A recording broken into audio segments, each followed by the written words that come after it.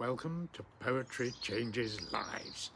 Here's the book, Poetry Changes Lives, the website, poetrychangeslives.com, where you can read all about it. You can get the book here if you wish. There's a hardcover version as well. And you can sign up if you wish on the website to receive a daily email, completely free, of course, with some more poetry and some nice images I can send you as well. And I think a daily dose of poetry is one of the greatest things that you can give yourself if you want to feel cheerful and happy. On this lovely sunny 1st of May in London town, I feel pretty good myself, and I'm hoping you do too.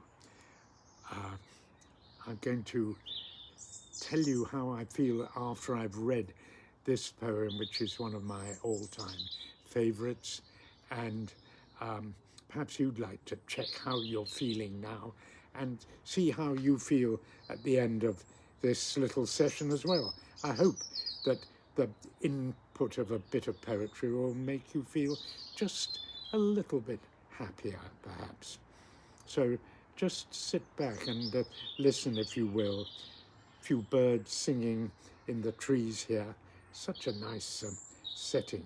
You wouldn't think it was London town, but it is. And here we are.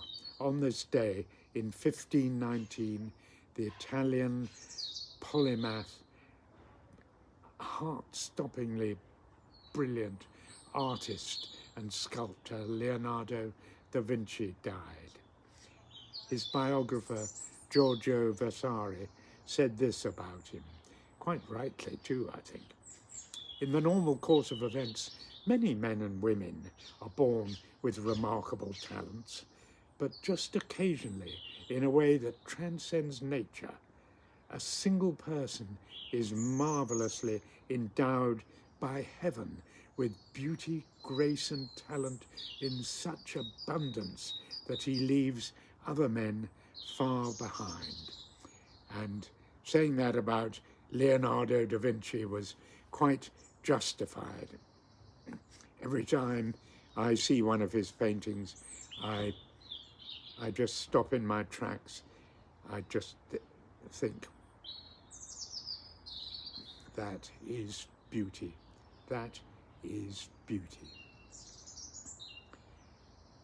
He did so many other, he was such a inquiring mind. He looked into the possibility of being able to fly, submarines, explosives, all kinds of extraordinary things, human anatomy.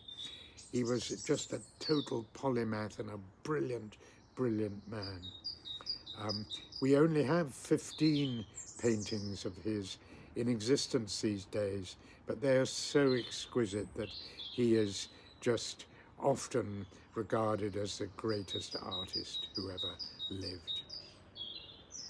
Well, today I'm going to read a poem about beauty by one of the greatest poets that ever lived, in my view. John Keats, humble London boy, son of a man who hired out horses to make a living, which must have been a hard life in the early 19th century in London.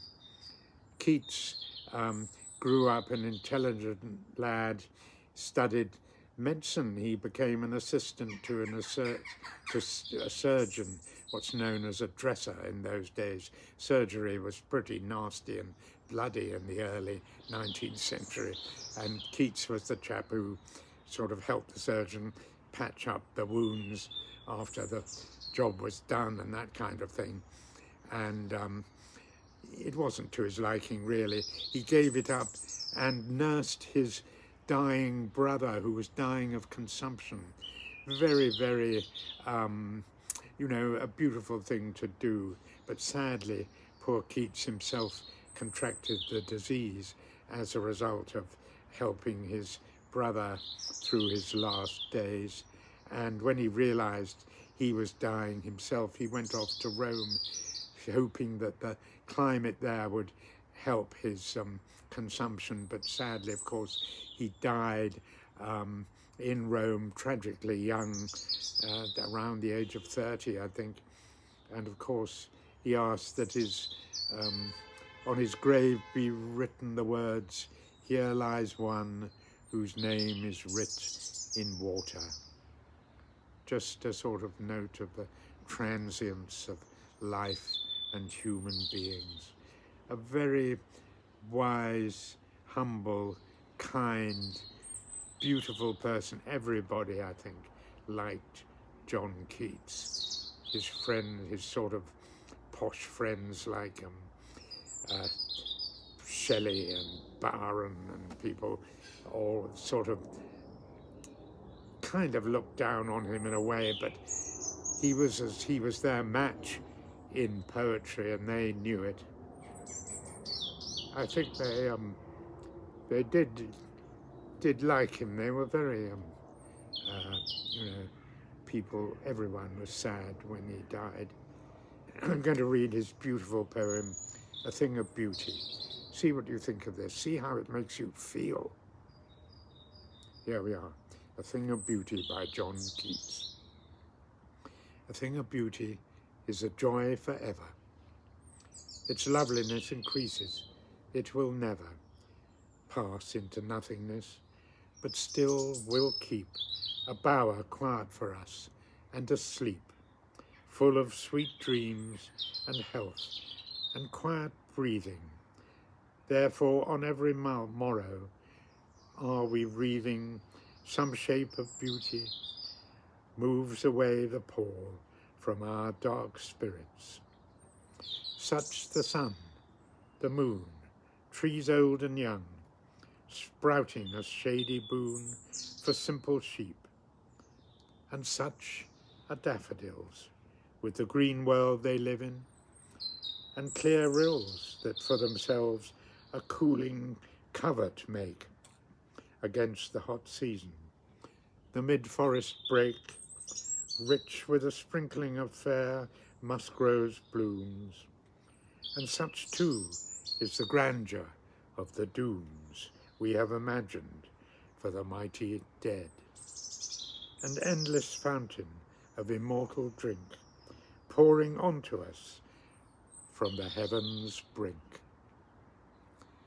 That's such a beautiful series of images and choice of words. Such the sun, the moon, trees old and young, sprouting a shady boon, and rich with a sprinkling of fair musk-rose blooms. He was I think the man, his sort of kindness and love of beauty shines through his poetry in the most extraordinary way. And after this, I'm going to go and read some more of his work, because I do think it is some of the greatest, certainly in the English language, that's ever been written. And how are you feeling now? I'm feeling pretty good. I love that idea of putting beautiful words and beautiful sentences into my head. It really does improve my mood, and I hope it has improved yours. Today I am grateful for beautiful things, while remembering that I can find pleasure in the simple but beautiful things of life at any time I wish. Thank you for listening. I wish you all a good day and plenty of beauty. Thanks for listening.